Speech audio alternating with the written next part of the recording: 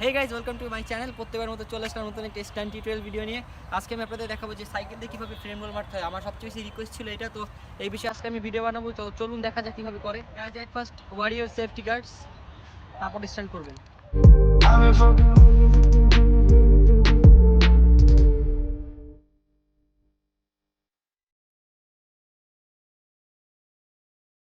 Frame রোলের জন্য আপনার সাইকেলের সিট একবারে লো করে রাখতে হবে।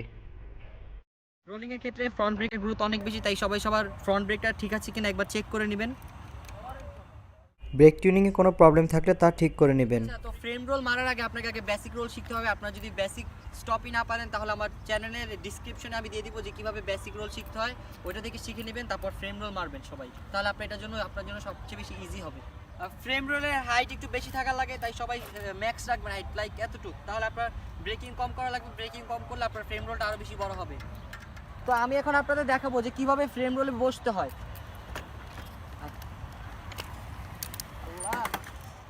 প্রথমে ডান পা সাইকেলের হ্যান্ডেলের উপর রেখে ফ্রেমে বসবেন, দেন বাম পা উঠাবেন। তো এখন আমি দেখাবো যে ফ্রেম রোলার থেকে কিভাবে নামতে হয়। স্টপি দিয়ে আপনারা ক্রাশ করার সময় কিভাবে নামবেন। ফ্রেম রোল থেকে পড়ার সাথে সাথে একটি হাত দিয়ে ফ্রেমটি ধরে নেবেন। এখন দেখালাম যে কিভাবে উঠবেন আর কিভাবে নামবেন। এখন দেখাবো যে ফ্রেম রোল কিভাবে যেতে হয়। তো সাথে থাকবেন আর ভিডিওটি দেখবেন মনোযোগ সহকারে। ঠিকমতো ফ্রেমে বসে সামনের ব্রেক প্রেস করে ফ্রেম রোলটি উঠাবেন এবং ব্রেকিং করবেন, ব্রেক ধরবেন, ছাড়বেন, আর সাথে আপনার পা দিয়েও ব্যালেন্স করা ট্রাই করবেন। এতে আপনার সাইকেলের ব্যালেন্সটি ঠিক থাকবে এবং ফ্রেম রোলটি সুন্দর হবে। একটু কম রানিং রাখবেন, কম রানিংয়ে প্র্যাকটিস করবেন। যখন ব্যালেন্সটা আপনার ভালো হবে আপনি বেশি রানিং নিয়ে মারবেন। যত বেশি রানিং হবে আপনার রোল তত বেশি ভালো হবে।